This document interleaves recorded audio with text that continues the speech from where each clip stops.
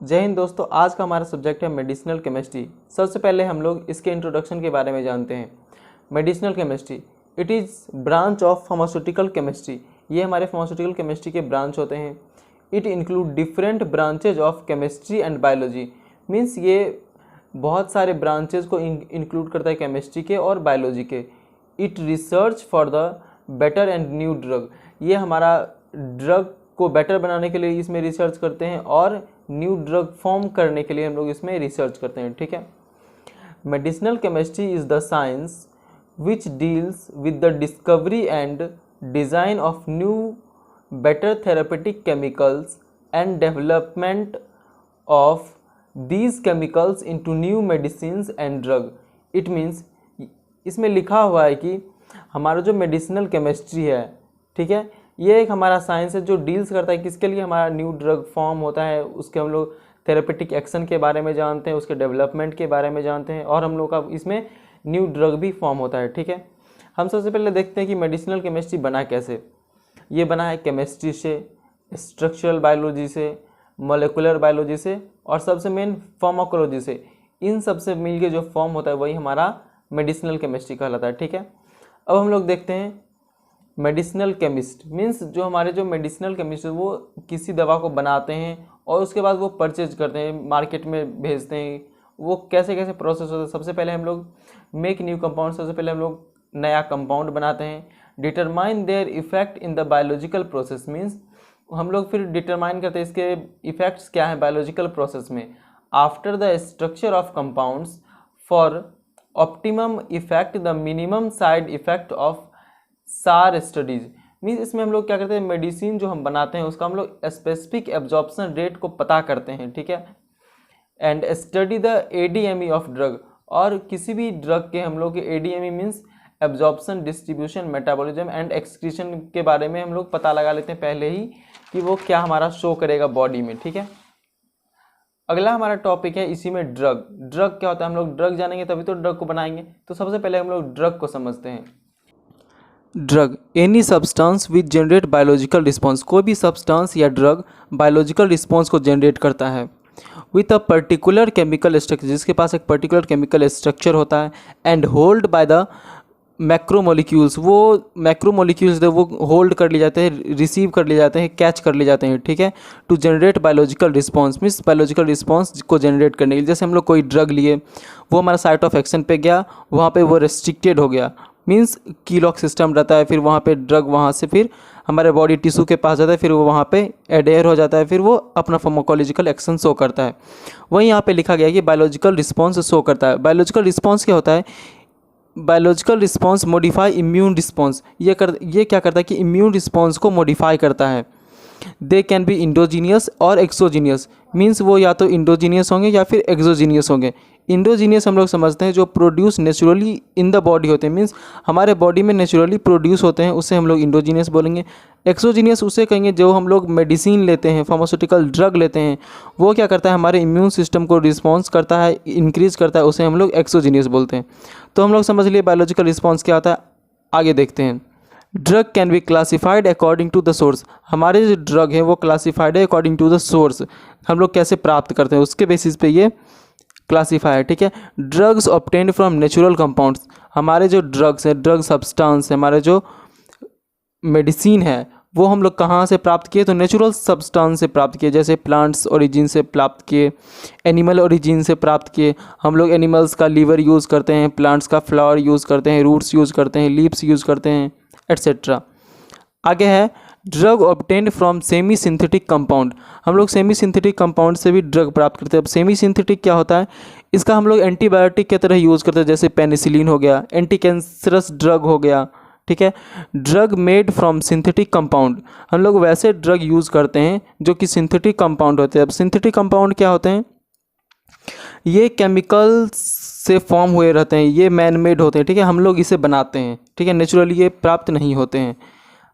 History and development of medicinal chemistry, ये भी हमारा एक इम्पोर्टेंट टॉपिक है। Drug of antiquity, antiquity means होता है एंशियंट टाइम मीन्स प्राचीन काल। In ancient time mud and salts are used for the wound healing means हम लोग जैसे कट लग जाता था, शरीर पे घाव हो जाता था, तो उसे हील करने के लिए हम लोग मड और सॉल्ट्स का यूज़ करते थे, ठीक है। Fried ox liver for blindness के लिए हम लोग बैल का जो तला हुआ जिगर होता था उसका हम लोग यूज़ करते थे, ठीक है। Fat, oil, milk, honey were used, हम लोग वहाँ पे हम लोग फैट्स का यूज़ करते थे, ऑयल्स का यूज़ करते थे, मिल्क का यूज़ करते थे, हनी का यूज़ करते थे।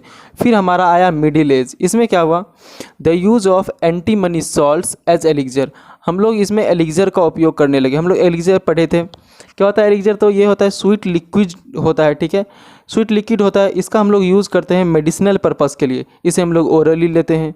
इसमें minimum 1 active ingredient compound present होते हैं। समझ गए एलिक्जर क्या होता है। आगे हमारा इन द 19th सेंचुरी में क्या हुआ था, expansion of chemical knowledge, chemical knowledge का एक्सपेंशन हुआ, हम लोग केमिकल नॉलेज के बारे में जाने, एक्सप्लोर हुआ।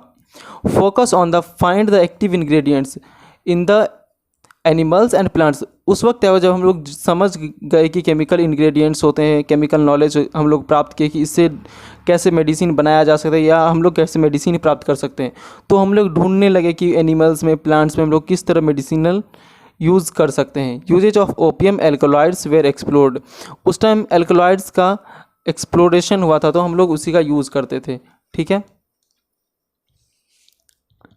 Increased use of pure compound का यूजेस इंक्रीज हो गया उस time. Birth of pharmaceutical industry का बर्थ हुआ, मीन्स हम लोग इंडस्ट्री लगाने लगे। In the 20th century discovery of sulfa drug, 20th century में एक सुल्फा ड्रग डिस्कवर हुआ। डिस्कवरी ऑफ पेनिसिलिन का डिस्कवर हुआ।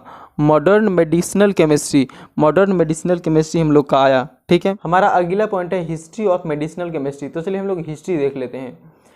In early civilizations of Egypt, Indian, China, the plants being used to treat various diseases, means early of civilization से ही हम लोग plants का use करते हैं डिजीज़ को ट्रीट करने के लिए। अब early of civilizations क्या होता है, इसका हम लोग पहले ही पता है, हम लोग 10th में ही पढ़ चुके हैं। इसका मतलब होता है प्रारंभिक सभ्यता, ठीक है। In beginning of 19th century the isolation of a number of alkaloids including, means इसमें क्या था, हम लोग आइसोलेशन ऑफ एल्कोलॉइड्स किए थे, ठीक है। सबसे पहले 1803 में हमारा मॉर्फिन आया, ठीक है। 20 साल के बाद क्विनीन आया और फिर 10 साल के बाद एट्रोपिन आया, ठीक है। We use in medicinal chemistry, इसका हम लोग मेडिसिनल केमिस्ट्री में यूज़ करते हैं। मॉर्फिन हम लोग पहले ही पढ़ चुके हैं, इसका हम लोग यूज़ पेन किलर के रूप में करते हैं। क्विनीन का जो यूज़ है हम लोग टॉपिकल डिजीज़ के लिए यूज़ करते हैं, जैसे कि मलेरिया हो गया, ठीक है। एट्रोपिन जो हमारा, इसे हम लोग मसल रिलैक्सेंट के रूप में यूज़ करते हैं, ठीक है। इन 1860 synthesise the derivatives of the plants origin, means हम लोग 1860 में सिंथेसाइज करने लगे प्लांट्स ओरिजिन से, जैसे हम लोग त्रागाकांति यूज़ करते हैं ना, उसी तरह। इसका हम लोग एग्जांपल देखते हैं। इन 1892 बेंजोकिन फॉर्म कोकेन, ठीक है। कोकेन से हम लोग बेंजोकेन प्राप्त करने लगे, ठीक है। उसके बाद हम लोग 7 साल के बाद एस्प्रीन जो है वो फ्रॉम सेलिशीन से हम लोग एस्प्रीन बनाने लगे, ठीक है। उसके बाद 1869 में, ठीक है, 1869 में एक साहब थे क्रम ब्राउन फ्रेजर, ठीक है। इन्होंने क्या किया, इन्होंने प्रपोज किया cell can respond to the single form specific molecules, means अगर कोई सिंगल फॉर्म ऑफ सेल है वो भी स्पेसिफिक फंक्शन प्रोड्यूस करेगा या फिर लाइव रहेगा, ठीक है। इन्होंने यही खोज किया था। इन 1890 एक एरलिख साहब थे, इन्होंने क्या किया, इन्होंने एक्सप्रेस किया लॉक एंड की सिस्टम को, ठीक है। जैसे हमारे शरीर में होते हैं ना, टी रिसेप्टर होते हैं, बी रिसेप्टर होते हैं, जैसे ये हमारा पेन है, ये हमारा कैप हो गया, तो ये हमारा लॉक है, ये हमारा की है, तो ये इससे जाके बाइंड किया, तो यही हुआ लॉक एंड की रिलेशन, ठीक है। इन्होंने इसी को एक्सप्रेस किया। इन 1890 to 1940 first phase of modern medicinal chemistry start, means हमारा जो फर्स्ट फेज रहा वो हमारा 1890 से 1940 के बीच में स्टार्ट रहा, ठीक है।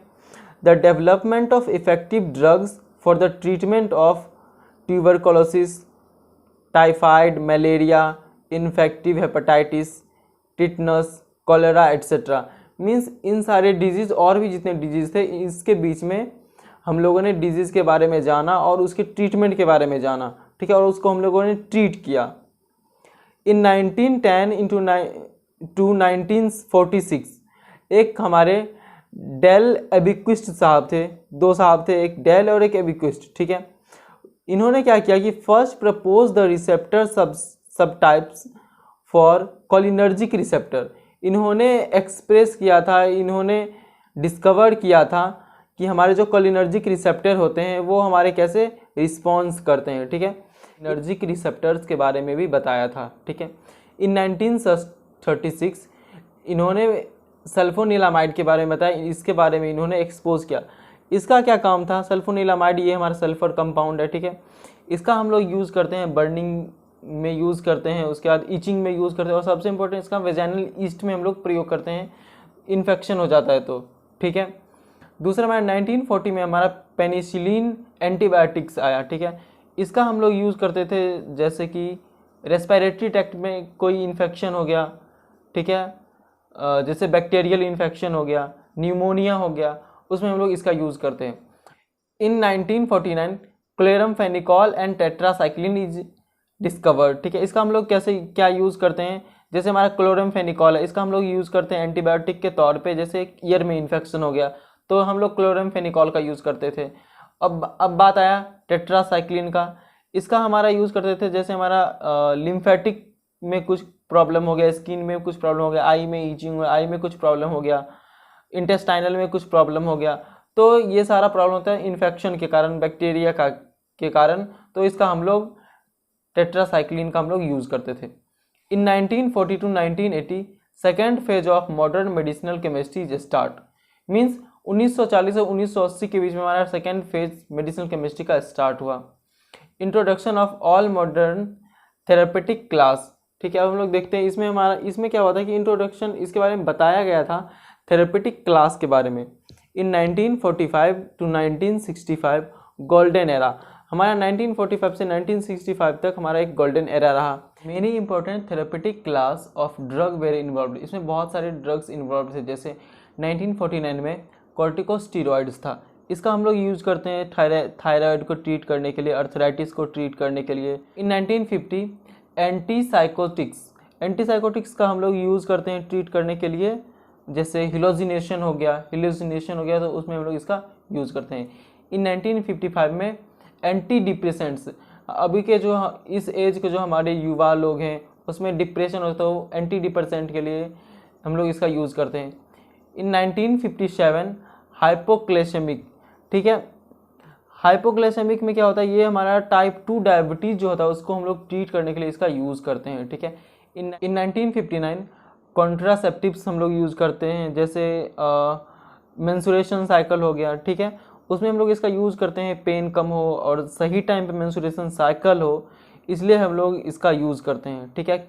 और हाँ, इसका हम लोग यूज़ करते हैं क्लियर स्किन को रखने के लिए भी, ठीक है। अब हमारा लास्ट है 1960 बेंजोडाइजेपाइंस, ठीक है।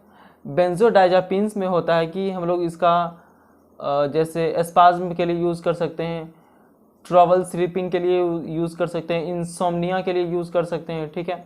हमारा लास्ट है इन 1960 द टेट्रोजेनिक इफेक्ट मीन्स कुछ डिसएडवांटेज आ गया, डिफ़ॉल्ट आ गया। Birth of default children when mother consumed drug during pregnancy, means जब एक माँ के गर्भ में बेबी होता है उस समय वो माँ अगर वो मेडिसिन लेती है तो उसका जो बेबी होगा वो डिसऑर्डर पैदा होगा, मीन्स हाथ नहीं रहेगा, पैर नहीं रहेगा, या फिर कुछ भी डिफेक्टिव हो सकता है, ठीक है। उसी कंडीशन को हम लोग टेट्रोजेनिक इफेक्ट कहते हैं, ठीक है। In 1964 birth of QSAR by Hansch, means इसमें QSAR दिया गया था। QSAR का फुल फॉर्म है